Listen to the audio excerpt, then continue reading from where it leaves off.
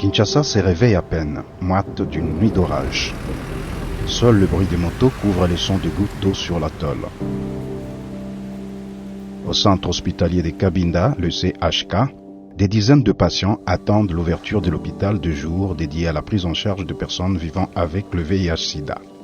Selon le programme commun des Nations Unies, l'ONU-SIDA, près d'un demi-million de personnes, soit moins de 1% de la population, est infectée en République démocratique du Congo. Une faible prévalence, donc une faible prise en charge. Plus de 40% des personnes vivant avec le virus n'ont pas accès au traitement. Entre deux coups de téléphone, Gisèle, directrice du CHK, parle vite.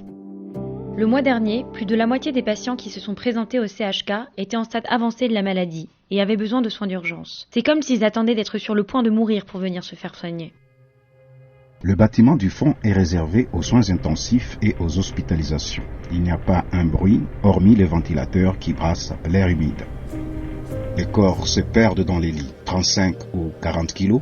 Les enfants ne pèsent guère plus qu'une plume. Le personnel médical encourage, motive, sèche les larmes. Stefano Zito est médecin. Nous voyons toutes les formes d'évolution du virus, y compris celles qui semblent absolument impossibles. Ce virus expose l'organisme à une baisse de son système de défense, et ses défenses ont tellement baissé que d'autres infections apparaissent. Et ce sont ces opportunistes qui tuent. La RDC manque cruellement de moyens pour mener à bien la lutte contre ce virus. Les cocktails à l'œuvre est puissant. En amont, des services de dépistage, d'information, d'approvisionnement en médicaments et des soins sous-financés et déficients.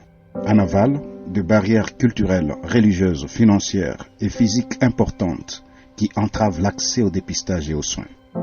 Depuis plusieurs semaines, Claudette est au chevet de son fils. À 36 ans, Patrick souffre de tuberculose, l'infection opportuniste la plus fréquente. En avril, il était très malade. Nous avons été 4 fois au centre de santé de mon quartier, mais son état ne s'améliorait pas.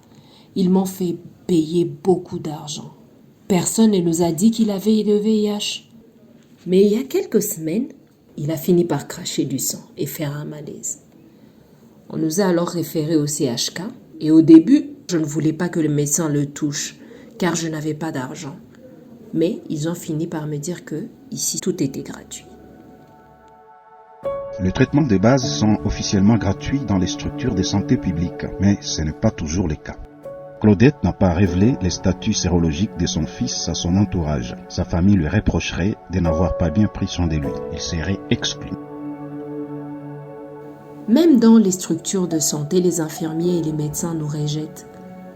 Les gens n'osent même plus nous serrer la main, nous vendre de fruits au marché. C'est pour cela que les patients s'isolent et se mettent quelquefois en danger. Diagnostiqué séropositif en 2010, André, 43 ans, a dû revenir au CHK après un premier passage aux soins intensifs. Cette fois, il s'en est fallu de peu. Normalement, quand on a une maladie, on prend le médicament et le corps est réparé. Mais avec le VIH, ce n'est pas le cas.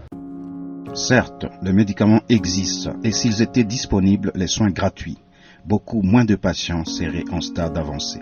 Un patient sous traitement aujourd'hui à Kinshasa peut travailler, prendre soin de sa famille, grandir. C'est un enjeu de santé publique, mais aussi de société. Augustin, 9 ans, en est la preuve. Il pesait 5 kilos à son arrivée.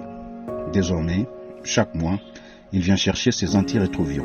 S'il suit toute sa vie son traitement, la quantité de virus dans son sang pourrait devenir indétectable. Il pourra dès lors mener une existence normale, à condition que son entourage l'accompagne, que le médicament soit disponible et abordable. L'arrivée de la nuit vide la salle d'attente. À l'extérieur, les gardes-malades mangent et débattent. Les mains tendues, la sœur d'un patient prononce une oraison. Une sirène de médecins accourt et une patiente arrive aux urgences. État très avancé.